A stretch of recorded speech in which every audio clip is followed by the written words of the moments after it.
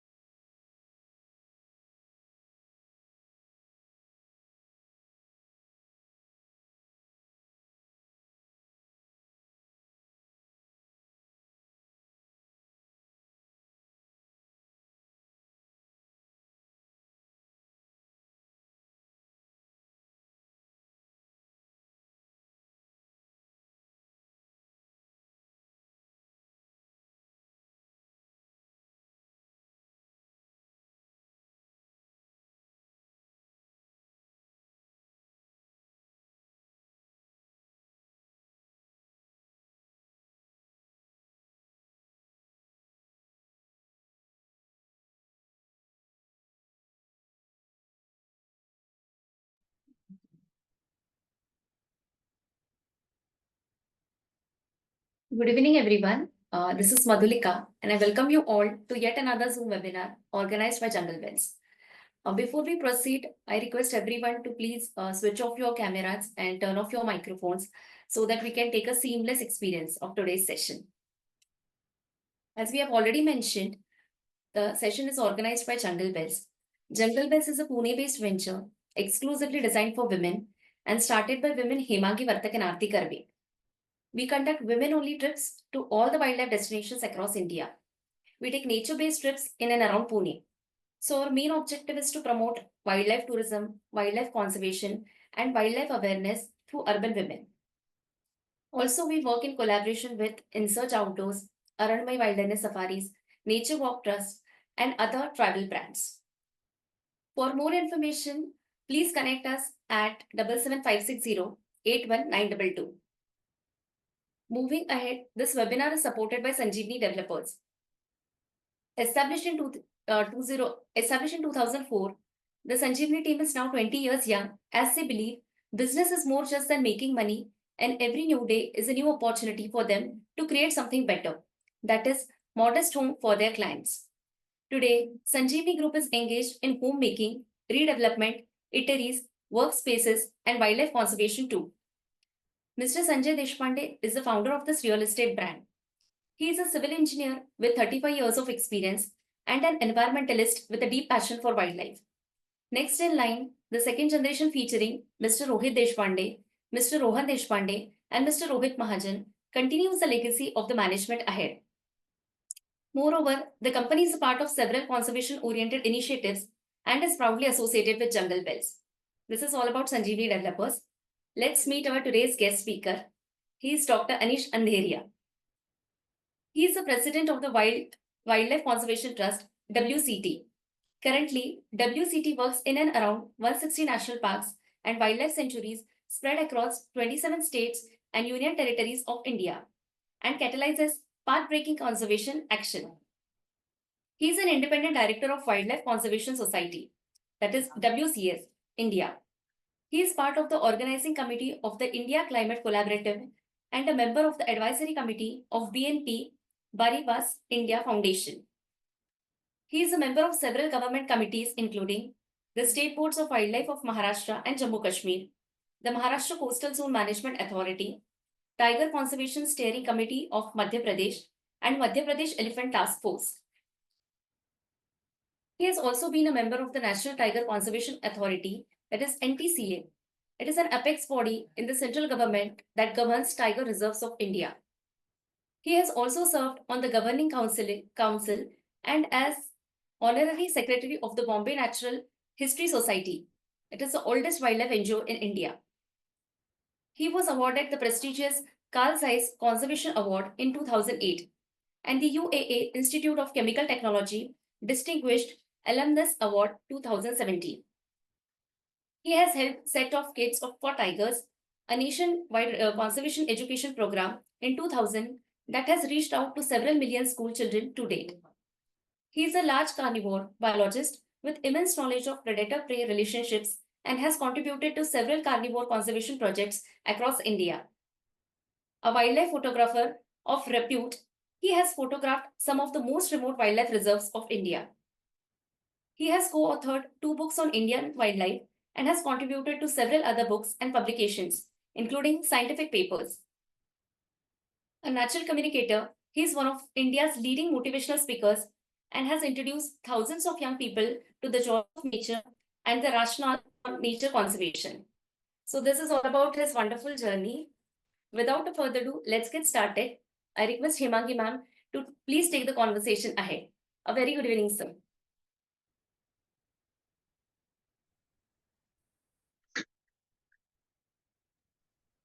Thank you, Madhulika, for the introduction. I'm happy to be here. Thank Hi, you. Mangi. Hi, Anish. Good evening. This is an amazing. I needn't tell with the bio itself and your credentials. We are very lucky and happy to have you on our online platform because we, in a way, feel that we will. I know many people already know you, or maybe three-fourths know you, but still we want to put ahead your kind of work and what you've done for so many years. So this is the kind of platform we use, and we are going to put this up on the YouTube. We are right now live on Facebook, so we few people joined there, and the rest who could not today can always watch this webinar later as it's been recorded. So let us start off. I've randomly, jotted down a few questions, but we will take, in the flow, we can always take a further more.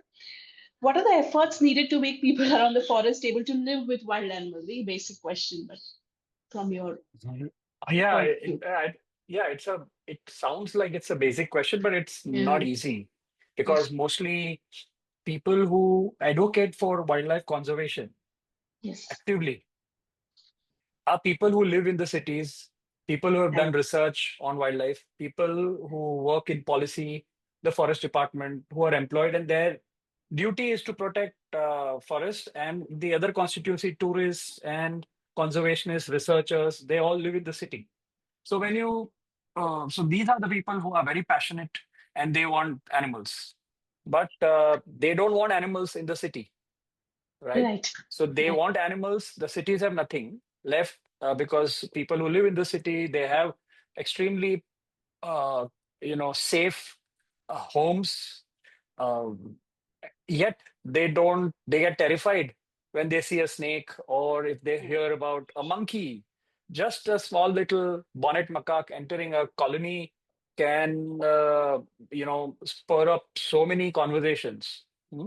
So they want wildlife, and all that wildlife they want in the forest or in the grasslands or in the deserts or wherever it is.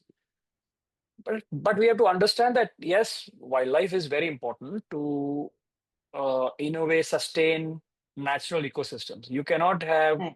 a healthy forest or a healthy grassland without the biotic components, which means the zoological component, which means the species that are either pollinating Right. those plants or are keeping the producers in check, the primary consumer, the secondary consumer, the tertiary consumer. So if it's a healthy ecosystem with species in all stratas present in the Right. right proportion, then that ecosystem can be sustained. So when you talk of conservation, we all talk of increasing populations of large mammals like elephants, like Mm. tigers. We talk of Mm. birds like peacocks. We talk of monkeys. We talk of so many different species, and all of it uh, is currently present in jungles. But we have to understand, Right. Himangi, that uh, in India, when you talk of a tiger reserve, the tiger reserve is not a place which is sacrosanct for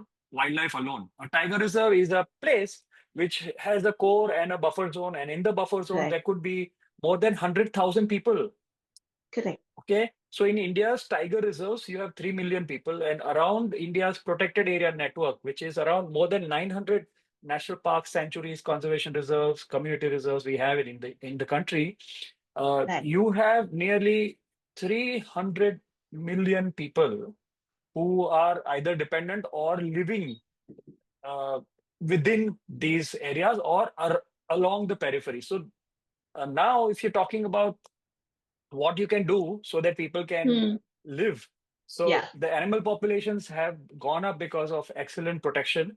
And if you want these populations to be sustained now, and remember that in 1960s or 70s, until 70s, mid 70s, there was not much of wildlife in the country. I mean, bird life Right. was definitely there, but large mammals had been extirpated from most of these landscapes. As a result, people had lost the understanding of large carnivores. Elephants, of course, were there, but large carnivores densities had gone down. So what has happened is, in the last 50 years, whatever conservation has happened, species have Mm. actually bounced back. As a result, Right. they are found in habitats in their historic ranges, but the people who lived there had no clue as to how to handle them. Yeah. Mm. Yeah. So keep this in mind when I talk about this. So I think what can you do? Um, Yeah. so that the poorest of the poor, which means all Mm. these people who live in the forest, are also from several studies carried out by several organizations. My own organization does a lot of socioeconomics and Right. sociocultural surveys. And we know that these are actually the most marginalized and the poorest of the poor in the country. They may not be Mm. unhappy. Don't get me wrong. I mean, they live in the jungle, but they're far away from cities. They're living in a place where connectivity is not that good. I'm not talking about internet connectivity now, because there are towers and there are good network mobile, but the connectivity in terms of health, education, and so many other things, right? Correct. Uh, so, so these are poorer people. Now they have animals like the wild pig. We think of the tiger, we think of the elephant, but the Right. the biggest threat to the livelihood of most of the people are herbivores. Uh, True. Elephants, of course, nowadays we hear of a lot of conflict between human and elephants. But Hmm. wild pigs, deer, monkeys, even Right. parakeets, these are species that actually raid crops and cause a lot of damage. And I told you these are marginalized people, and so if their livelihoods are snatched away from them, then they have nowhere to Right. go because they're already Correct. in debt. They are on a perpetual cycle of debt because they have to borrow money. They have to take loans, Right. and climate change is also ensuring that cropping is very, very erratic, which means there is a lot Hmm. of loss. So they are Hmm. already in a very stressful situation. And now you have an additional layer of wildlife. Mm. Wildlife. Yeah. So therefore, we have to do a lot of things. And Hmm. that is why this question is very complex. Hmm. Um, we need to, first of all, before we do anything, we should not go by gut feeling, and we should not be, um, in a way, uh, show pity towards them. Hmm. Because most people say, oh, my lifestyle is this, their lifestyle is that. Let us copy paste things there. No. For that, we need to understand what their cultural connection with nature is, what is their economic status, what are their aspirations as to what do they really want, right? These are Hmm. people like Hmm. us. We just live in and Right. we have a better income. So that's the only difference. Absolutely. Otherwise, our aspirations, we also want larger homes, we want more cars, we want to fly around, we want to go and travel to places. So all this we need. There is no reason why people who live in abject poverty don't have these aspirations. They could have Right. basic Right. aspirations like, buying a motorcycle so that they can take Correct. somebody who is unwell to the hospital. It could be Hmm. as important as that. So to understand all these things is the first step. To understand the ecology, the economics, to understand what their aspirations are, what do the next generation want? Do they really want to do agriculture? Do they want to take their cattle into the forest? What do they want? Do they want to go to the city? So that understanding is the first and the most important foundation that we need. After that, we need to think about livelihoods which are nature friendly for them. Okay, we Hmm. cannot have livelihoods which are damaging to nature, because remember that Hmm. the poorest of the poor depend upon surface water. They depend upon Right. good quality soil because they are mostly agrarian. These are all people who Right. either do some sort of farming, or they are Yeah. directly dependent on the jungle, which means they go and collect fruit, they go and Hmm. collect flowers, they go and collect even animals because Hmm. they depend on some of the forest for protein. So Hmm. their livelihoods that we think of should be nature friendly, because if Hmm. not, they will earn, but the forest will become depleted. Right. As a Hmm. result, their income in the future, in terms of in kind as well as monetarily, will go down. Hmm. So Hmm. what looks good today may actually damage their own environment so much that they will not be able to earn from those livelihoods if they are damaging nature. So we have to Correct. come up with nature friendly livelihoods for them. Then we must Hmm. incentivize them. Now, because incentivize, when I say, government obviously doles out a lot of programs for them. In India, Hmm. we somehow call them schemes, and schemes, Yeah. in English sounds like there is, that it doesn't sound good, but there are several government schemes that are there, but many of those Right. schemes they don't even know of, and they cannot take Hmm. advantage of it because those the benefits from the schemes don't reach the last mile. And Correct. so Hmm. one needs to, and the NGOs who are working in the social sector, also Hmm. conservation NGOs, should make sure that those schemes are interpreted for them and Hmm. that they have access to those schemes. What are those kind of schemes? The schemes could be solar, where the government provides Right. subsidies on solar lamps so that their environment is well lit, so that large carnivores can stay away. It could Correct. be better roads. It could be Hmm. cooking stoves, it could be gas, cooking gas, it could be education, it could be Anganwadi, it could be many Hmm. things. It could be compensation for wildlife damage, Hmm. which means there would be, if there is a tiger attack or a leopard attack or a sloth bear attack on a human being, based on the injury and the severity of it, or if the person is died, then the compensation should reach the family members rapidly. The paperwork should be minimalistic. Right. Money Hmm. should go directly into their account so that there is no pilferage at any point in time.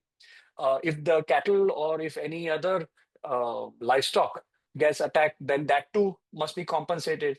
More than that, they should find ways of compensating crop loss, because if they Right. grow certain crops and you have elephants or other herbivores raiding them, then you need to be able to repay whatever they've Hmm. lost. So that could be also one of those incentives that they get, so that the damage doesn't irritate them. They know Right. that if that they are living that, and they are uh, uh, paying the opportunity cost, because they cannot do what we do. They cannot have a cement factory there, they cannot have a sawmill there, they cannot earn from livelihoods that they want to, because there are restrictions around protected areas. There are Right. eco-sensitive zones. So even if they want to earn, there are certain restrictions because they stay there. And those PAs are created so that there is enough water in the country, so that people living in the city have enough water to drink, right? So Hmm. country, the ecology is very important for economy, and that is why the forests are protected. It's not just protected for wildlife. So they Right. are paying the opportunity cost so that you and I can live a comfortable life. So we need to compensate them. Then we need to reduce their dependence on the forest. See, they have been dependent on the forest for many years. We also, I live in Bombay Hmm. today, but if I go back 4 or 5 generations, obviously my roots are also will take me to some village somewhere, right? Village. Yeah. Right. And there I was dependent on exactly those kind of things that millions of Indians are currently dependent on. So their dependence could be for firewood, because a lot of firewood is collected for cooking food. You and I don't even think about it. We have gas lines in the house, Yeah. but for them, they can eat only if there is some wood that comes in. And when you go to collect wood, you are again exposed to uh, animals, could be snakes, could be scorpions, and so many other large mammals. But as you go and collect, the populations have gone up because the health facilities have reached. So the Hmm. mortality, infant mortality has gone down, right? Life Correct. expectancies have gone up. So the Yeah. population of these villages have gone up. They are going in and collecting so much of wood. And so we need to somehow substitute that with technology. Hmm. So we need to see to it that that dependence on the forest, so that that number of visits to the forest can go down. Are minimal. Yeah. Right. That's true. And finally, we have to decentralize a lot of things. And I keep saying this: government is ensuring that the cities become more self-sufficient, that they Hmm. become the hub, and that way Hmm. they feel that people will migrate to the city, and so you will have nearly 70% of the Indians by 2050 uh, Wow. are going to be in the cities. Hmm. But Hmm. I personally feel that when you take people off their roots, uh, Hmm. they are vulnerable, and the COVID has actually shown us how vulnerable Absolutely. these Yeah. migrants are, right? So Yeah. we need to also decentralize things, which means energy. Solar is a very great way of doing it, but there are many technological solutions, even livelihoods, small scale industries, which are nature friendly, can happen, so people can continue to live where they are living and Correct. also earn from there, so that their social fabric is not damaged. It's very important, because when people go away, so if Right. men keep traveling out, then only old people and children stay back in the village. They are Right. very vulnerable there, and men outside also get distracted because they are far away from the family, and that is the cause of concern. So these are all Right. psychological things we don't even think about, that people come. But think, any villager who comes to Bombay or a Delhi or a Bangalore is not going to Correct. be able to live in a comfortable way. They will be Correct. living Correct. in a shanty, maybe 10 people living in the same place. They may have Hmm. to queue up for water, they may have to queue up for going to the toilet as well. So Right. poor Hmm. people, we have to understand, doesn't mean that they don't have dignity. So Right. while we progress, we have to make sure that the dignity of the poorest of the poor is managed. So that's the way you plan growth.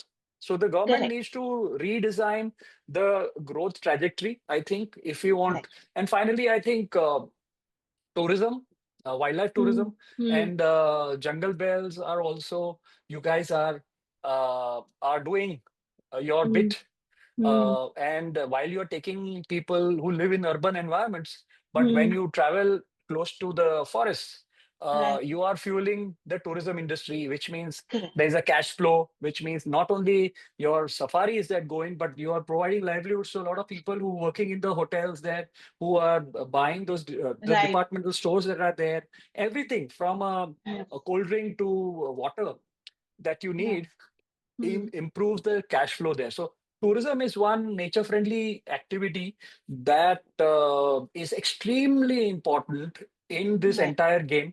So that there, and I'm not saying that tourism is a magic wand that can solve Hmm. all the problems, but remember that they are already farmers. So let them farm, Yeah. but they can augment their income through tourism.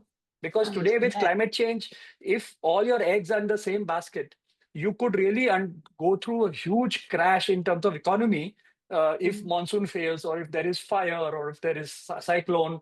Nowadays it rains erratically. So during the harvesting season itself, if it rains, all the effort goes down the drain. So tourism Correct. provides you that buffer that people can Right. take some amount of environment shocks.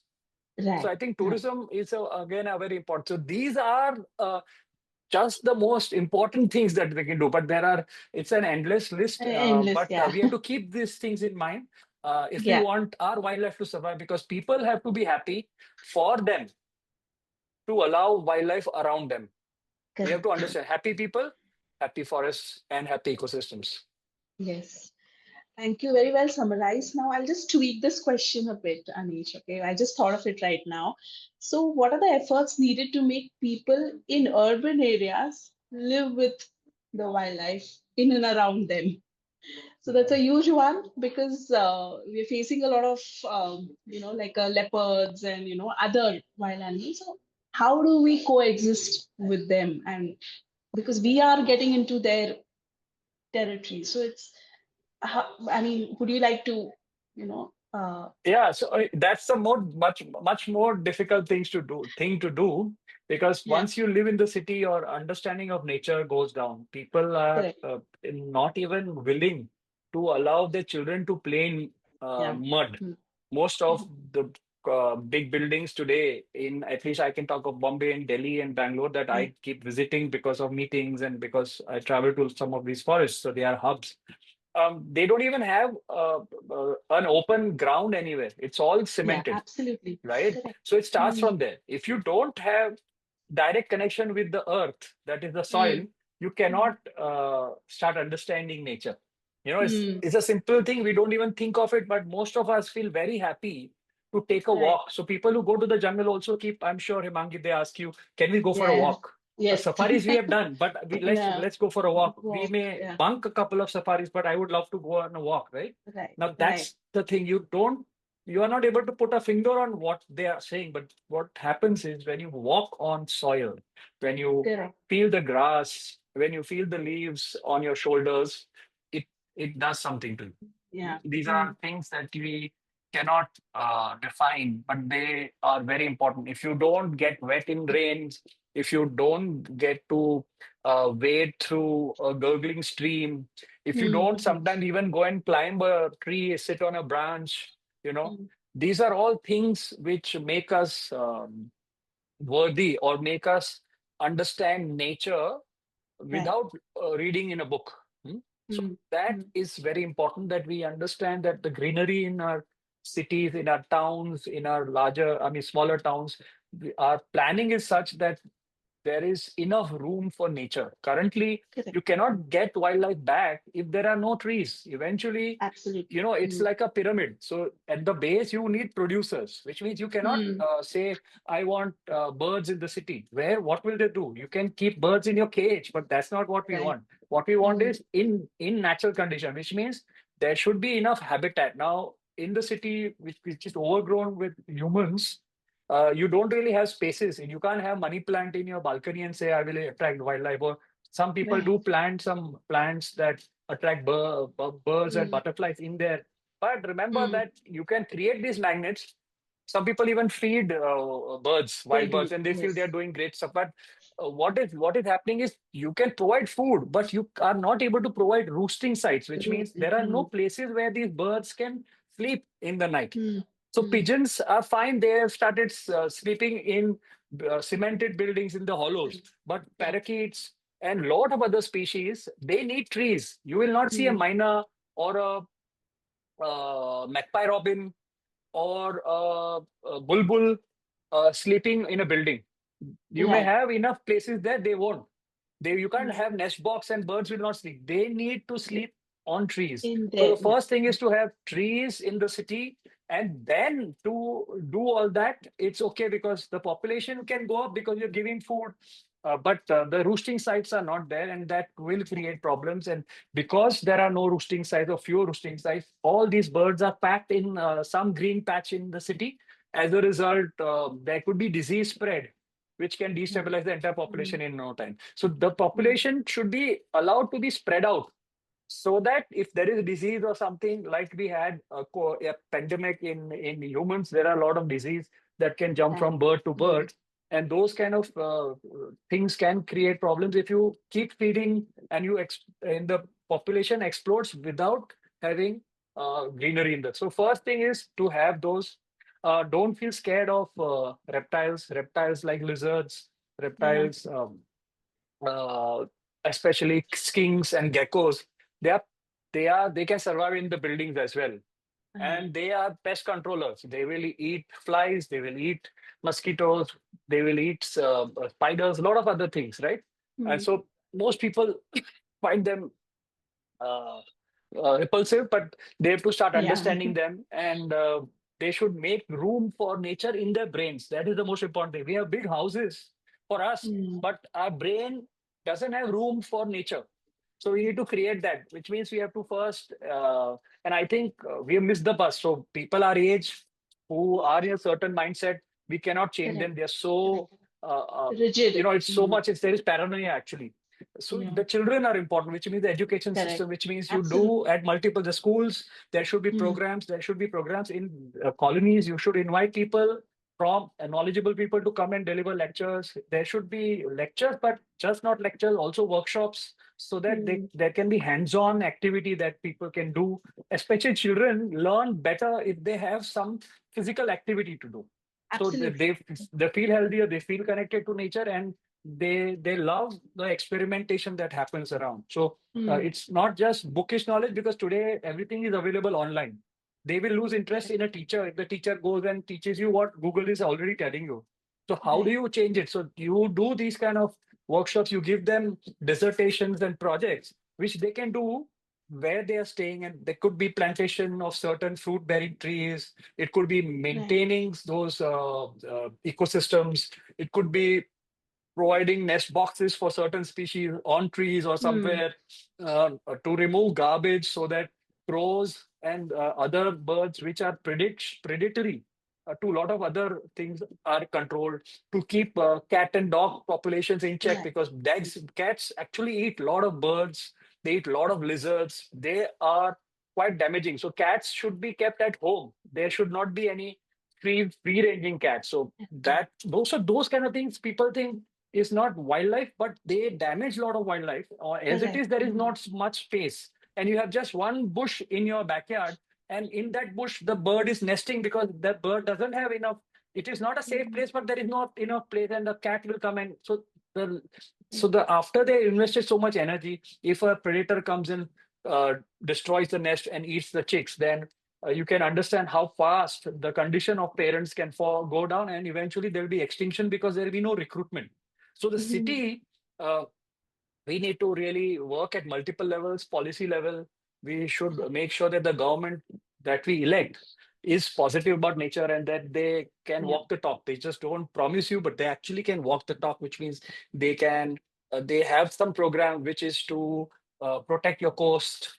If it is a Right. coastal city, protect a green lung or a water body. Bangalore is a classic example, which had hundreds of water bodies, and most Right. of those have been reclaimed, and now you have towers and gated communities there. and you have huge amount of problem. You see, if it rains, within half an hour, Bangalore gets clogged, and people spend 3 to 4 Absolutely. hours stuck in the traffic because these wetlands were naturally reducing the wrath of Correct. floods. So Hmm. wetlands play a big role in controlling flood Correct. situations. And Correct. today, all those have been reclaimed. So uh, based on all that, so the government needs to um, uh, be made responsible. It's not Hmm. just all the facilities and malls and development, but also the green side of our lives. Because without that, I think you and I are proud Indians Hmm. because we somewhere we know that India has tigers, somewhere we know that Yeah. India has Ganges, that the Western Ghats is there, the Himalayas are there, Sundarbans is there, Yeah. the sea is there. It's about that. What is India? If somebody asks you, what will you say? You will talk of the Taj Mahal.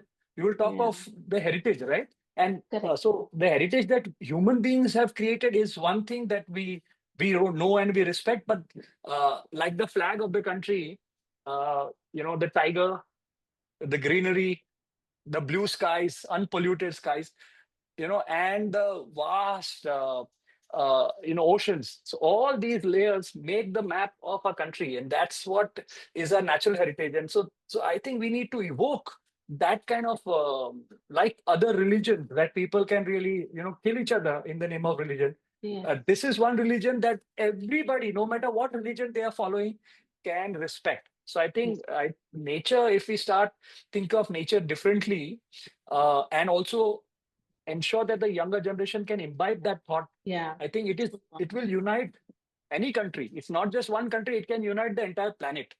Correct. Because after all, we are all global human beings. One mistake you do in this country will have a cascading effect on something else. If I were to Yeah. dam Ganges River, Yeah. and that India has done, obviously the water going into Bangladesh will go down, and Hmm. Bangladesh will have a problem. If China dams, and which they have done, Hmm. so the Brahmaputra, a lot of tributaries come from China and Hmm. from Tibet, and if they keep building big dams, we will have no economy left because there will be no Correct. farming that can happen in the northeast. Assam and all these states will have a big problem, right?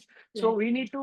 Nature can catalyze unity on this planet. So I think your question have taken a Yeah. long time, Correct. but I Correct. think Yeah. it's very important because most people will say, Yes. don't use plastic, don't use paper, use light in electricity, or use less water. All that we've been hearing since I was a child, Hmm. right? But I'm talking to the soul of the people who are listening to me, and then therefore, if they think this way, they'll find solutions on their own. Correct. They live a responsible life. Correct. Yeah. Thank you. Just to give you a few examples in Pune, just what I saw right now, there's a bat colony very close to me and 10 minutes away, and we have a mall coming up there right now. And that bat colony is completely disturbed. Half of the bats I can see near my place now, they started, they're resettling down again. And which I felt so sad because, someone had just pulled strings and no one brought anything over that mall per se, and poor bat, there were huge quantity of them and they were really disturbed. So this was something that we do not take into consideration. And also behind my office there's a huge wall where there are water pipes, so I had seen a couple of owlets nesting in those, and I have a photograph of that. So Wow. how that owlet was coexisting, I mean, it had made survival in our kind of this thing. So those are huge examples of how they have kind of accommodated themselves. Anyways, And moving a on. bat Yeah. colony, like what Yeah. you're talking, the flying Right. fox, one Right. colony that has 200-300 bats can pollinate an Right. area which is Right. nearly 2,000 square kilometers in one night. Oh, wow. So, yeah. They can fly 25 kilometers. So you can draw a Right. circle with a radius Correct. 25 kilometers. Wow. Think. So when you damage something like this, it has far-reaching Far impacts which effect. are Hmm. which are not tangible, because if they stop pollinating, those trees will not propagate, which means Yeah. those trees that are existing there will stand, but there will be no Right. babies, right? Babies. Yeah. So that Yeah. impact we will feel 100 years later.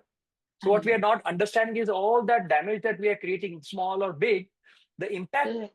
will happen and there is a lag, time lag, and that we feel, are we have cut so many trees, but in fact, in Pune we have flooding, in Nagpur we have Yeah. flooding, in Delhi we have flooding, in Bombay we have flooding. Correct. Why are these environmentalists screaming Hmm. that forest? They keep saying that the forest is going, but how come we have so much rain? It is like Right. that. Right. The rain continues to fall till one day when you will not have the clouds Yeah. enough to precipitate here. It will Oh, fall somewhere else. It won't fall correct. where it's needed or where it's Right. been falling for millions of years. So all these things are also important for the young generation to know, because you and I have lived Right. Right. more than 50% of their lives already on our planet, and we don't have so much stake now. But Yeah. think about those babies who are born or who are not even born and who will be, will be born in the next 10, 15 years. I'm just so worried Yeah. about them, because they'll straight have to fight. Correct. Correct. Correct.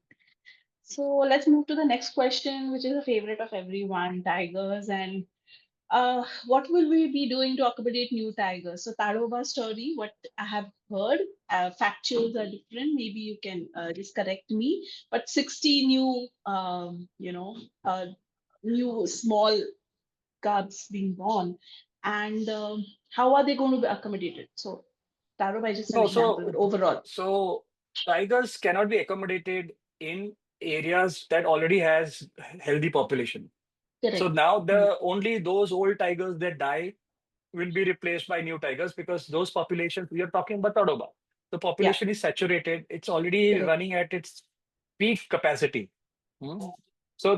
So there, they won't be able to accommodate more tigers. They've already done that. You can increase it Right. by improving the water bodies, which means you have more Hmm. water bodies. Suddenly, there's more to drink. The animals are all decent, and you have greater number of deer, so the density of tigers can go up. But after a point, it cannot just go forever. Right. So Hmm. the cubs that are born, not only Tadoba, in fact, there is to the east of Tadoba, Brahmapuri Forest Division, Yes. Yes. which Yeah. also has about 80 tigers, Absolutely. adult Hmm. and young.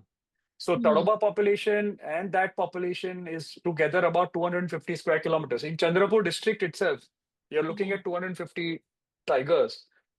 And so there will be enough and more cubs. Hmm. There will be no space inside. Already Yeah. outside there is degradation. So every year the space available to tiger is decreasing. So Decreasing. therefore, the only way you can um, you know ensure that tiger populations remain healthy is by connecting them, or ensuring that the corridors Corridors. Yeah. between Hmm. Tadoba and the neighboring forest areas, all the way to Gadchiroli, Indravati, which is in the other state. In Telangana, you have Kawal. There are a lot of Hmm. forests Hmm. available there. Those are not safe for tigers. They don't even have deer, because a lot of hunting happens there. Hmm. So this Chhattisgarh area, the Telangana area, up in Madhya Pradesh, Tadoba is connected to Umred Karandla. Umred Karandla is then Hmm. connected. So that way you could go from Tadoba to Brahmapuri. From Brahmapuri you go up. Eventually it will be connected to Naxira, Navegaon. Hmm. From Hmm. there it is connected from Navegaon. You go up to Balaghat, and Balaghat is connected to Kana.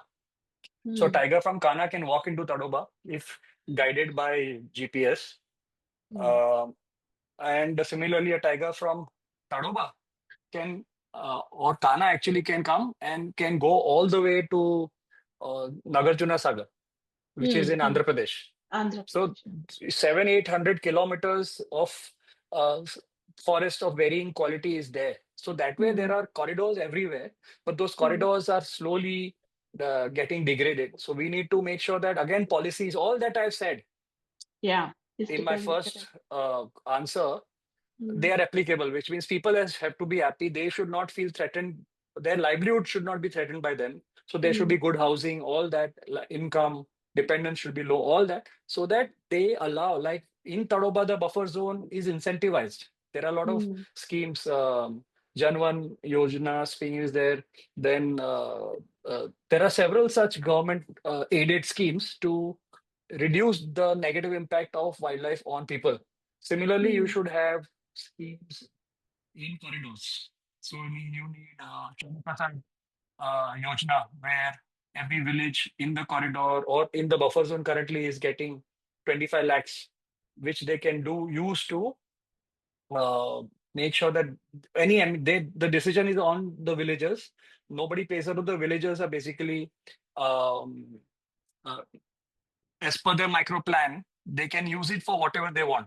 Yeah. So those kind of monetary schemes are required. Also, education, all those things when you do, basically people who live outside tiger reserves and Hmm. national parks and sanctuaries, but in the corridors should be also treated like the people in buffer zones are treated. They should not be considered as, Are, we can't, it's a responsibility of the tiger reserve to make Yeah. sure that the corridor is also managed by the tiger reserve so that all those amenities reach Hmm. them. Otherwise, you will have these tigers going into, say, a Indravati or a Kaval area, and there they get hunted because their protection is very weak there, Hmm. right? So we need healthy protected areas and very healthy corridors Corridors. for movement of animals, and definitely a lot of intelligence gathering and law enforcement so that hunting is also controlled, because hunting meaning not just the tiger hunting. When you remove prey, so if you remove Hmm. pigs, if you Prey remove base. Yeah. deer, Hmm. if you remove monkeys, automatically tigers will hunt cattle. Once they Cattle. eat cows or anything else like livestock, then again they come in conflict with people, because these are poor shepherds. If they lose their cattle and the compensation doesn't reach them on time, they are going to retaliate. They will poison, and that's how most of these good tiger reserves, they must be producing 30 to 40 cubs every year. But you Yeah. don't have that kind of increase in tiger In. numbers in India. So India has enough forests today to have 10, 12,000 tigers. Hmm. But either those forests are they don't have good protection, which means tigers, when they move there, they get hunted down, or Hmm. there is no prey, so the Hmm. prey has gone. So then it's all overridden by cattle. So tigers will go and eat cattle and eventually get poisoned by the villagers. So Tadoba, Kanha, Pench, Corbett, Nagarhole, Hmm. Sundarban. So there are a lot of amazing tiger reserves, but the corridors from those tiger reserves to other parks are not good enough, and that is why you can't. So this additional tiger obviously can get accommodated, but it won't till we have all 54 tiger reserves running at the same quality. Yeah. Today, Hmm. not even 30% of our tiger reserves are actually playing the role of real tiger protectors. Most are, average, or some of them are so bad that there are no tigers there. So, that Hmm. protection has to go up, and state-wise. So, some states are very good. So, they're doing excellent work with tiger reserves. So, all the tiger reserves in a certain state are well managed. Hmm. But there are so many states where they don't. That's not their priority, and so Hmm. those tiger reserves have no tigers. And the corridors, of course, if the tiger reserve doesn't have tigers, what hope do we have in the corridors? So Yeah. these two things we'll have to do. But again, the foundation is people. You have to take care of those people who are going to then face the wrath of a carnivore. So if Hmm. we have to prepare those places, we have 10, 15, 20 years to actually make sure that uh, all these facilities reach there, and then tigers automatically will walk there. You don't really have to show the tiger the way. They are anyways trying. So all these cubs that you're talking about, they every year they go in a Yeah. Brownian movement. Hmm. This is not a straight line. Hmm. So they'll go zigzag to search. Most of them will get killed or get killed by a tiger, or poached or run down by a vehicle on the road, Vehicle. Yeah. Hmm. and very few will reach a place where they can live for the next 3 4 years. Then they'll start walking back to the best habitat. So that's how the tiger, in a way, the ecology works. Correct. Correct. Good. Good point. So you said about kills. So I'll come to the next question. Road kills, especially outside of major forests, take many lives of wild animals. So what is the kind of solution? Speeding, yes, I understand. I mean, awareness, uh, talking to people So there more are or many things whatever. that one can do. To start with, no new road should come inside any of our protected areas. Yes. So Hmm. all those new roads cannot come inside PAs. Hmm. Okay. It should also come from the corridors. If at all it has to come through the corridor, it Hmm. should be. uh, designed after consultation with the forest department. It should not be, the decision should not lie with the transport authority or the highway authority, Mm.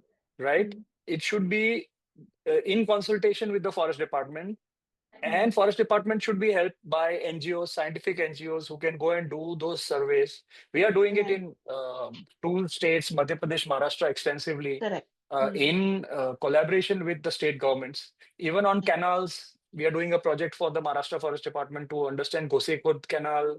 They build overpasses for animals so that they can cross the canal. But what is Mm. the efficacy of it? Then we are trying to understand how animals are using underpasses on the NH44 highway Right. that connects Mm. Nagpur to Jabalpur, which you pass through when you go to Yes. either Pench or Kana.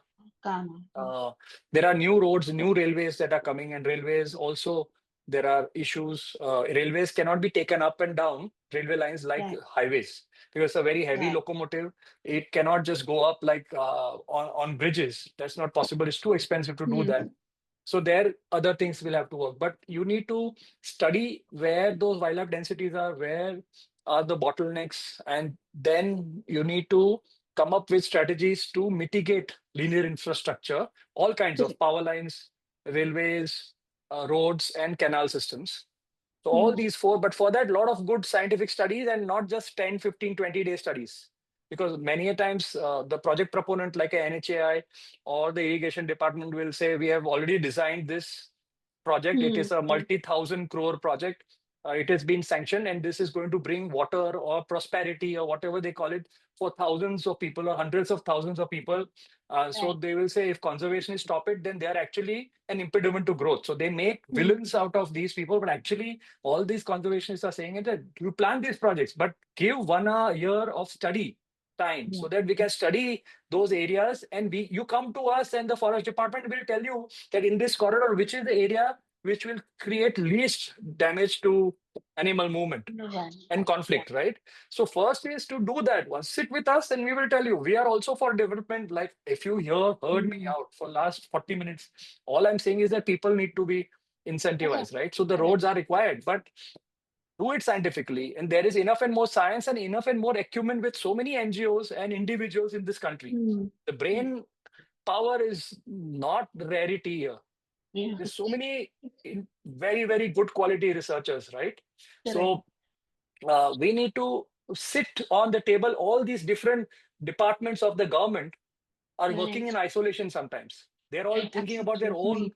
own. Mm. So the road development people feel that we need to make sure that the medical facility reaches the poorest people living in Mm. remote areas. So we will build roads. So their motivation is to make sure that the last village is connected, and it's a Right. fantastic thing. But when you Mm. do that, if you take help from researchers who have already worked there. It could Mm. be anywhere in the country, even in Himalayas, even those roads which are built along the border of the country for for safety and for defense. Very important to protect our country. But if it's planned, and obviously I'm sure all this is planned, Mm. why not first sit with Wildlife Ministry of India, with other NGOs, Right. individuals who are very good at it, and the forest department officials to take their opinion, and not just you know uh, opinion which is not backed by science. Do Mm. these scientific studies, and they don't take a lot of time. We have the technologies, GIS, remote sense data, camera trapping. There are so many things that can do transects, and we can come up with multi-season program that is monsoon, summer, and winter, because animal movement changes in season to season based on Mm. availability of water, breeding, and all that. So once you do a year-long study, and do Yeah. it for all the so various things, you don't have to study only when the road is coming. We know in many of these Yeah. places where currently it's a two lane, I know that if not today, 10 years later, it will there'll be a It's a proposal for falling. four laning. Mm-hmm. So commission the study, Yeah. and a lot of people can do, a lot of young people can also get trained in this. So a lot of volunteers can come up, and we do this so that we have the ecological information and the requirement, the fastest way to reach. Once you superimpose these things, I'm sure it is possible, and our work has shown in various Yeah. various Mm. places where the government is actually doing whatever we have suggested. or if they've not done it, then the NGT, National Green Tribunal, Tribunal. has Yeah. made them, uh, have forced it upon them that Correct. this particular research, you have to, if you are building a road, then you have to build mitigation Correct. structures. So either they accept it, or through courts, it's possible to make sure that the project proponents, and funding is never a problem, because if a Yeah. loan is taken, or if a big funding is coming, when you build a road which is 40,000 crore project, mitigation structures that you build Mm-hmm. maybe a 500-600 crores extra, or maybe 1,000 crore extra. So it's hardly anything. It's not even Yeah. 2.5% Yeah. of the Yeah. actual length of the road, right? So money, I don't think is a limiting factor. It is just that the different departments of the government are not, They're not in in sync. sync with, yeah, with each other. All right. So I had just been to Caspos right now. There are room for training, and then they mentioned one of like Pench, how we've done the corridor. It was, I mean, just to take for the earlier point. So they mentioned Rajaji, if I'm not wrong, they're constructing a beautiful, corridor for the wildlife to smoothly pass from one place to another. That was a huge one that they explained. So yeah, I mean, uh, is there any official body that governs such projects? No, official body is all the government bodies. Yeah, So as I said, NHAI, PWD, correct, railways, correct, irrigation department, energy department, and all of these have to talk to the forest department, because right, they are the uh, protectors or guardians of our ecosystems. So right, these, and obviously, nothing in India can do without politics. So obviously, right. there has to be political will in this, which means we need to even educate our politicians. And if they don't want to Politicians. Yeah, educate, don't want to know, then people have to force it upon them, because eventually yeah. bad decisions are taken if the understanding of a certain uh, governing body or an individual is not Hmm. uh, in line with nature, Hmm. then Hmm. the people who have voted them in should make sure that Yeah. science is followed. There, I'm not saying listen to Anish Andheria or listen to Hmm. someone else. I'm saying listen to the science, and Hmm. it's possible to do. There's enough and more intelligence, I think, in people, in scientists today, to come Yeah. up with a win-win solution. Nobody, I mean, 20 years ago, if we had this conversation, I would probably be saying something else, Right. because back then we didn't have so many problems. Now we've also learned Hmm. over years as to how to balance development and conservation. So I Correct. don't think NGOs should be branded as anti-development. I think wildlife NGOs, conservation NGOs, um, and also people who are, the activists who are litigating, they are not against development. Correct. They've been branded that it's a wrong thing. Media also has a role to play, and media should Yeah. also start Hmm. understanding these things. It's not हर चीज को सनसनी case बनाना नहीं चाहिए. Hmm. And I think they are concerned about the unborn generations. So Yeah. all these short-term gains, we cannot destroy the future of unborn generations by looking at only short-term gains. We have to look at long-term, which means all projects, the sustainability model should be such that we don't calculate sustainability over 5 years. That is the time a political party lives. So that's what they think, that हम है तब तक ठीक रहेगा. ऐसे नहीं. It Yeah. should be planned. So anything you do, you should see what will happen because of this 100 years from now. Correct. And if 100 years from now also things are not going to be bad, then that project should be called sustainable. Otherwise, this short-term sustainability is not of any use. It will create so much of uh, turmoil. It will cause so much of loss of livelihood, that there will be law and order situation. The people will be unhappy. There will be a lot of petty crimes, and you already start seeing that. Old people are Right. killed in their own homes. Who Hmm. had thought that, an old lady who's a widow living alone is actually murdered by help, because there is some compulsion. So all these things to me are, in a way, red flags. When things like this happen, when a person who the humanity is forgotten, Correct. where you say, oh, it doesn't matter as long as this woman, anyways, I'll justify, she's old. What, anyways, is sure to, I can run away with this income. Now, all that Hmm. happens because there is huge amount of loss of, they have seen that their families are suffering. So I think people have to understand that if we are going to if whoever talks for nature Hmm. are actually making sure that things like terrorism, things like insurgencies don't happen. Again, coming back, happy people, which means people who have livelihoods, people who have assured food, they will never take law in their hands. These Right. refugee situations and all that happen because communities are, they have nowhere to go. So I think somewhere we have to build the connection between environment degradation and social unrest.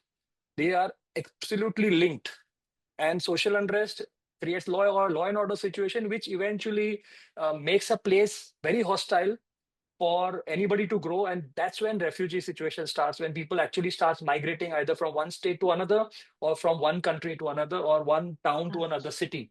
These are all indirect evidences of environment degradation, and they are also out basically a fallout of Hmm. short-sightedness, of only looking at short-term gains. We need to really be patient. You can forego some amount of profit, immediate profit, if as a population we are Hmm. going to benefit from it. So that mindset has to really be Right. should Right. spread through the young generation. I think I'm very hopeful. Yeah. I don't have hope about my own generation, but I think Yeah. the younger Yeah. people, the Correct. teenagers today, are the ones that we Correct. have to really spend our energy on. Right. Right. Absolutely. I'll take one question of mine and one from the chat. And so we spoke about media. All right. So wildlife tourism is often criticized. There are various photos coming and the tiger surrounded by gypsies and all those they should be stopped and all. So, and even a few forest officials are a kind of nuisance to wild animals. So, what do you feel is the truth behind all this? How it gets projected? Is media awareness necessary? As in, making them also a part of this, talking to them or giving them the because they don't know anything sitting there. They're just writing whatever comes or Yeah, yeah. social So media. today with so definitely media. Currently, the stories that are being covered are very superficial. They are all relying Right, on Instagram, right. Twitter, Mm, and YouTube to collect information. So that has become their go-to Bibles. And that is yeah. a problem because there is no authentication. You can put whatever you want. So if I have worked for 30 years on tigers, I say something Mm, about it. Obviously, I don't have the time because there is limit to how much you can say. People are not going to read big stories. So when I write two right, right. lines, there'll be people who will not even have an official handle. They'll call themselves tiger lovers. They'll call them animal lovers. And that handle will start talking absolutely filthy stuff about people. Mm, They'll mm, go hit you below the belt saying that you are sold out, you don't like wildlife and all that. Now, and they will get traction. There'll be five people who will say, I like what he's saying. That means that right. that person who is trying to Mm, refute what an expert says. So these mediums, there is no peer review. So whatever yeah, somebody correct. says, if Mm, I am a mm, popular person, more people will listen to me. They will not go mm, to authenticate anything. correct. So this tourism thing also, I would say, as I said, I mean, I cannot overstate the Mm, importance of tourism. Whatever I say mm, will be less. I have seen the kind of change that has happened because of tourism in the remotest part of the country. And I'm not talking about right. tigers alone. Tigers, of Correct. course, are a great success story, and tourism has a big role to play in this.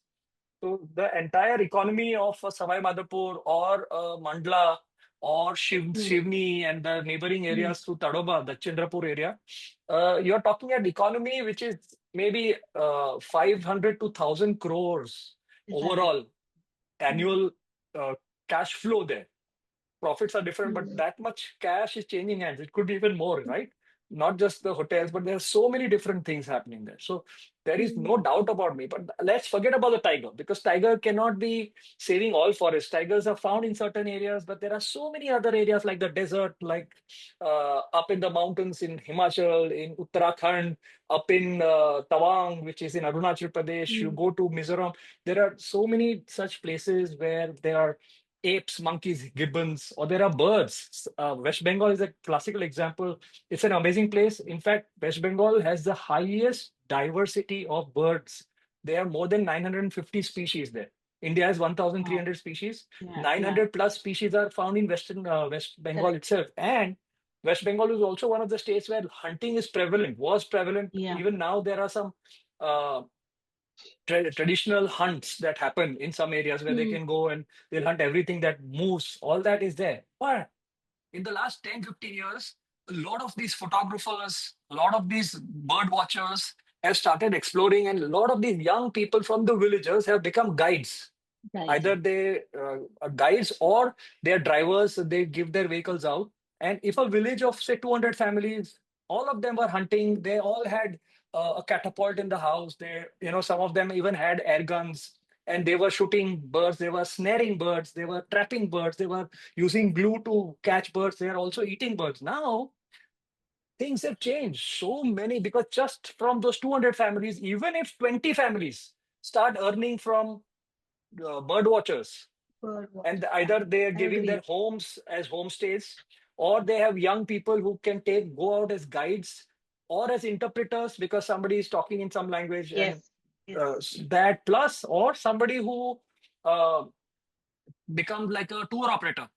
Hmm? Hmm. So all these people, even in a population of say families, I said 200 families, even 20, if their income starts coming from here, they Hmm. will automatically influence others not to damage, because others will see the benefits of that, and they may also want to enter it. So I have seen in just this last 10 years so many villages where hunting was prevalent. Today you see such amazing bird life Hmm. in the village, which was Hmm. unheard of. 20 years ago, you Correct. went there, you would not see anything. And today, in this such a short period, wildlife has bounced back. So, Right. tourism is definitely something that we need to take seriously, not just us, but the Hmm. government also needs to take, the forest department needs to understand that uh, the reason why they're protecting the forest, they Hmm. should understand that national parks, sanctuaries, and all these other types of reserves Hmm. are public property. Correct. They are being protected so that water systems in our river basins don't run dry. Hmm. Why are they doing it? Because the poorest, the poor have who are dependent on agriculture can survive there. Okay, Hmm. and these species, obviously, they are the guardians of those species, and they obviously have to reprimand people who break the law. But Hmm. uh, you cannot have forest and species to be treated at a higher level than the people. We have to Correct. understand Hmm. that. So I think it also needs officers to be more uh, mindful that eventually uh, they will not have to spend hours staying awake to protect the forest if the people who live in the forest or in the surrounding areas are benefited in Right. a sustainable manner year on year from that forest. So there will be no enemy of the forest, or there will be nobody who is pilfering the forest, because they are anyways earning.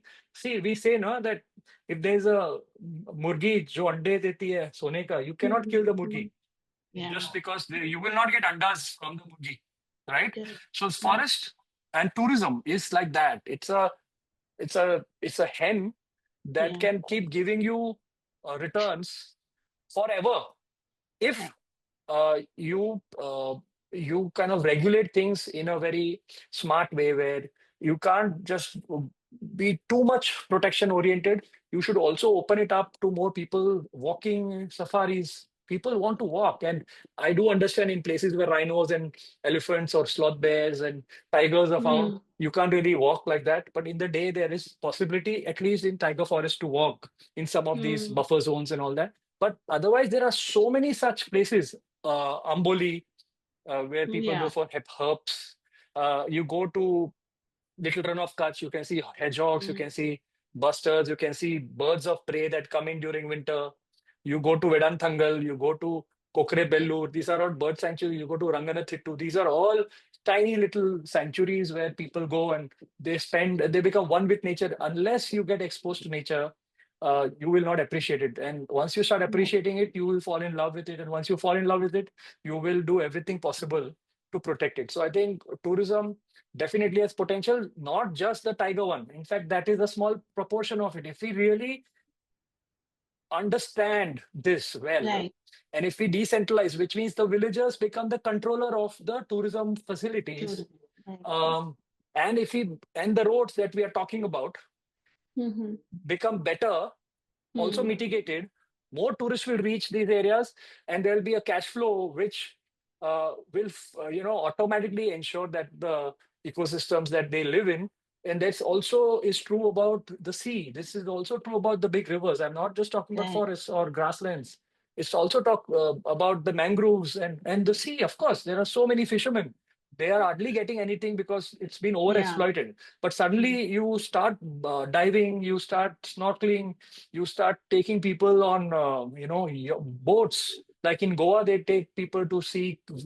There's nobody entering the water, but from the Hmm. boat you can see the bride's whales. You can see Yeah. two, three species of dolphins. You see pelagic birds Correct. from Goa. So Correct. there are only bird tourists and whale tourism happening there, dolphins and all this. So it's Yeah. unthinkable. And I think the potential, while the tourism potential from nature in the Right. country, and I would also include the trekkers. There are a lot of people who go to the base Yeah. camp. They got. There Correct. are a lot of people who go up in the mountains, but they also, Hmm. if there is a nature guide who accompanies them, they will also start falling in love with it. Currently, they may not looking at birds, but they will always, once Correct. they're walking anyways, and they love Correct. the mountains, they love the valleys, they love the skies, they love the snow. Yes.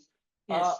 How can those people not love wildlife? The only thing is Yeah. that the organizations who take them out, they don't give enough importance to the Importance to the it. biodiversity part of it. But if Correct. they can just have a few sessions, I'm sure Yeah. these trekkers will also start understanding and they will start defending. And once you start visiting these places, like I go to any place I go, I will want to walk, I will spend time with. So if I'm going to Uttarakhand, rather than going in jeep safaris, I'd rather go and stay in a tent somewhere, in the buffer zone of the tiger reserve, or in some places like Binsar, I would go to place which is not the tiger reserve, but it's a beautiful Right. place, Hmm. right? And you'll see so much bird life out there, and all those laughing thrushes, and the high Hmm. altitude laughing. Plus, nowadays they're also doing this. Um, Bird hides everywhere. I know Right. in a lot of places, Arunachal, in a lot of Hmm. places, you just go, you're having tea at one shop, and then you ask for birds, and they say, "Oh, we have a hide just down below." And if Yeah. you sit there for 1 hour, and if you see something, you pay 100 rupees, they're fine. Hmm. 200 Hmm. rupees. This is an augmentation of, so they are earning from the thing, Correct. but now you're sitting on the hide, and you see some of the most rarest, like the green magpie I saw in one of Hmm. such things where I was actually going for birding. I'd not expected it, and I had a conversation and said, "Arey, my friend has a tea stall just behind that. He has a hide, and this is the Wow. right time. You go and sit there, you may see." And actually, in Hmm. 5 minutes, I saw a green magpie, and I had spent 4 days. I'd seen a lot of birds, I'd seen magpies, Yeah. but I couldn't photograph them. And in the hide, in 5 minutes, I got it. Yeah. And obviously, if I'm happy, I'll pay say 400-500 rupees to that person also, right? Right. And Right. so I mean, it's amazing what it has done. And I'm not talking because I love wildlife. I'm actually Yeah. talking economics. I have actually Right. seen it. The snow leopard, the way they are doing it in Kibber, it's the community-owned Community. uh, Absolutely. thing. Hmm. Absolutely. And the forest department is just giving permissions, and they take obviously you pay to enter. Yeah. So that Hmm. so that's the fee that you give, but that's a small amount. The lion's share of the money is going to the people who have the homestay. There are trekkers, snow leopard, Correct. red panda up in the Singalila. Uh, you have, down in Kerala, there are places next to Trivandrum near Kochi where people go Hmm. and watch birds, and there are local people who take them on walks. And they know Hmm. their spotted eagle owls, they know that Malabar trogons. In Sri Lanka, I've seen so if you go to Singaraja and you go to the gate, and you will have young people or whoever, ladies and men, both, who Hmm. will accompany you, and you have to take them. Even if you have to take a government guide, which is a villager, Yeah. and Yeah. their understanding of where you find a Ceylon frogmouth, or where Yeah. all that is so good, and it's amazing. They may not be able to converse in great English, but in the jungle, your language, there is no Yeah. barrier. And Yeah. there's so much fun. Correct. And so I am talking from experience in Nepal also, Right. everywhere. And this is the so Correct, no correct. matter how much I say, it will always be less. So we Yeah, need to so really recognize the potential correct, of correct. tourism. Yeah. So we have another 10 minutes left, but I'll for the vote of thanks. But I would like to say right now, when I came from Caspers, we had other stakeholders who were running homestays and in Uttarakhand, and I was so delighted to see young, like youth between 20 and 30 who have started homestays and birding, like you said, heights. And because Kumaon was always or region known to go more in the army, or they were those kinds, but coming out of their comfort or whatever they were doing and starting this was, like you said, highlighted tourism was is a big thing right now coming up, and the government is also supporting. So I was very happy to see that. I think both questions are of Sanjay, and he's only going to give vote of thanks. So Sanjay, you have 5-7 minutes before the meeting time ends. So are you there? Hello. uh, Right. Hi. Yeah, sorry, you can take up your question, but you have just 7 No, minutes no, no. meeting You time. can put out for Anish bhai. No, no, it's okay. You can, Actually, you can. I was so engrossed ki I thought the session should not end so early, very frankly. Uh, so, Anish bhai, thanks a lot for your uh, such a wonderful insight. And I only can wish there should be rather. It's not flattery. I'm not a guy who can flatter. Basically, a civil engineer who. तो लेकिन tiger conservation के साथ अनिश अंधारिया conservation भी होना चाहिए, ऐसा मुझे लगता है. Because Thank you. more than tiger, we need more Anish. It seems, very frankly. Based those question maybe. मतलब I have also encountered these while moving in the forest and all those things.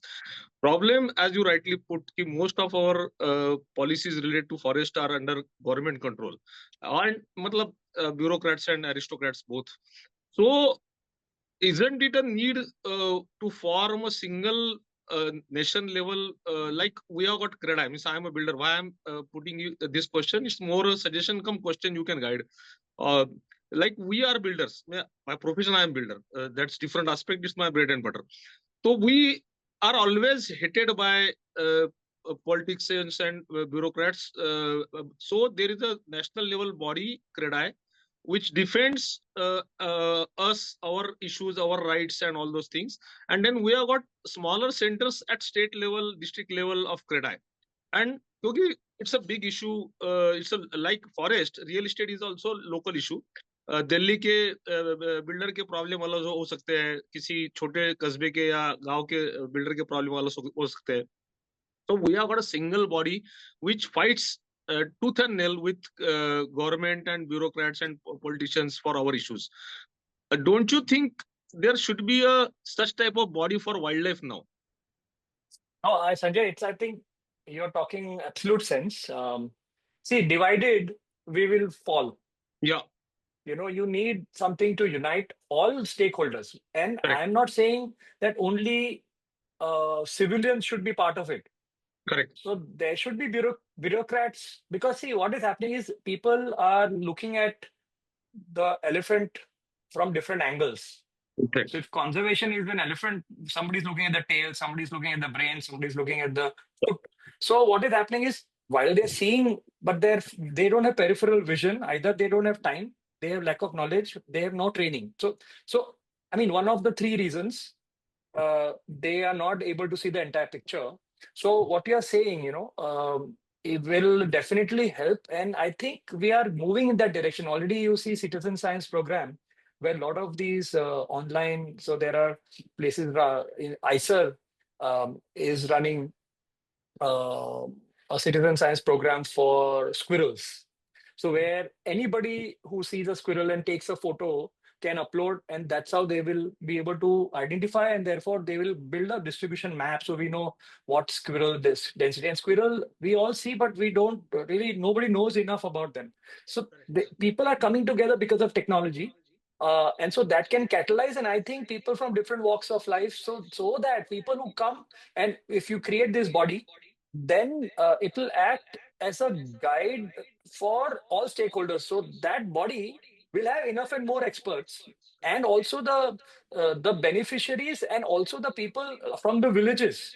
If they all come, see what I'm talking is from my experience because of a lot of research that the Wildlife Conservation Trust does. Because we don't believe that I'm passionate about tigers doesn't mean that I can only look at the tiger and achieve conservation. So we do. So we have economists, we have social psychologists, we have lawyers, we have developmental scientists, obviously conservation biologists, and so we have people from different fields who work in WCTY, because so that we look at the elephant from different angles.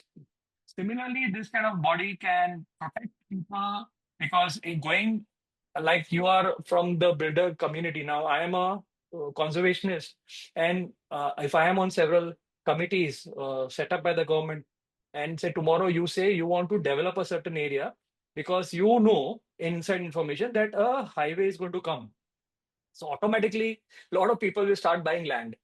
Correct. So they will have more information about that developmental project before the general public has. They have that Correct. initial, so they will go and buy land. Now, in there, it is in their interest that the highway comes there. Then Anish Correct. Andheria comes in and says, "Ki ye idhar agar aata hai, then it will damage 1, 2, 3, 4." Correct. Obviously, you will hate me because you already invested. Yeah. Politicians have invested, builders have invested. There are mafias who are, land Yeah. is a very big thing. And It's an so interest. suddenly, even if I'm saying the truth, it doesn't make economic sense for people who feel that, if the highway moves, my entire investment will go on. I had planned my life based on this one project. It could be an airport. An Yeah. airport Yeah. gets planned and the city absolutely reorients itself. Land price just goes off the roof, right? So Yeah. this is a one case study where thing like this happens. It will not happen because then you will have people from the builder lobby, Correct. Yeah. people Farmer. from Yeah. a formal body where people, all stakeholders come, and then eventually everybody wants a Correct. pie for, a piece of the pie, but you will not snatch it away from someone else. And I would say, even if you make this body, the most important constituency, which is wild animals, will never be part of it. It But could be an unishaned area. So I may have knowledge, but from my inferences, I'm yeah. not a bird or I'm not a lizard. So I Correct. will still not be there. So whatever you do, this will be the second best thing. And I think, therefore, we need to be on the side of, so we should always follow the precautionary principle, which means itna problems hai, and if somebody says कि ऐसा करने से ये problems 50 साल के बाद आएगा, that is good for, it's a good precaution to take, because once you damage nature, you cannot go back. So whatever Undo. is gone forever. So Yeah. Undo. what your suggestion is, I think I think it is about time that this will happen, and I will be definitely the first one to enroll myself on it. Great. Great. That's the best thing. And I think today even means most of us who say we know forest, it's just as you rightly said, it's superficial forest we know. And thanks a lot for your insight from inside out. And I'm sure Jungle Bell will be benefited always under your guidance and with your guidance. And very frankly, one episode with you is trifle, I should say. There should be, Evangi should organize many more on different topics with you to enlighten people. And thanks a lot, boss. Thanks a lot. Let us keep Thank you, touch. Sanjay. Thank you. Thank Thank you, you. Sanjay. So much. Thank you so much, Thank you, Anish. Anish, sir. Thank you, everybody. Thank you, listeners. Yes, yes, Uh, Pass on my email address to people yes. so that if they have questions, they can always write to me. We will do. If there is a delay in writing, then you should know that I'm in some beautiful forest and not get irritated. Normally, Definitely. there is not even 48 hours of delay between your question and my answer. But Sure. if it takes more, then I'm in some beautiful place. You should be happy Yes. and not angry with me. Yes. Madhulika, thanks for your intro, and Imangi, it was amazing Yeah. chatting with you. Same here. And Same I'm here. I'm more than happy to be part of other panels and stuff to Right. discuss this out with people. Sure. The, And all the best to you, because really, I'm from the bottom of my heart, I feel that what you are doing, that's just, you couldn't have thought of it 20 years back. Correct. All women going out, Yeah. it's Yes. also infrastructure has improved, safety has improved. Right. Nature has actually, forests have also, our wildlife has actually improved. Correct. So So yeah, all that is positive, but we can't get complacent. And I think all the best to you. You make sure that when you Thank you. take people out with you on Yes, safaris or wherever you go, make sure that you have a conservation orientation to absolutely. them, so that they just, obviously photographers should photograph, poets should write poetry when they come with you, but they should be oriented well. So create Correct. that module also and have Sure. a 1 hour, half an hour program every day, Absolutely. so that Yeah, they got correct. it, get on it. Yeah. So all the best. Thank you. Thank you. Thank you Yes. so much, sir. We look Before forward to welcoming you before to our closing, future initiatives. Hemangi, Yes. before closing, one more request you should make to Anish bhai. The presentations which we conduct in schools, Yes. request Anish bhai 1 minute or 2 minute video message of him for Okay. school kids. For So school kids. we Yes. will add it in our presentations. Yes. Where we go to the Yeah, schools. yeah, yeah. Definitely. Yes. Okay. All right. Thank you, Anish. Yeah. Bye. Thank you. Bye, all Thank of you, you. Bye. everyone. Yeah. See you all in the next webinar. Yeah. Bye.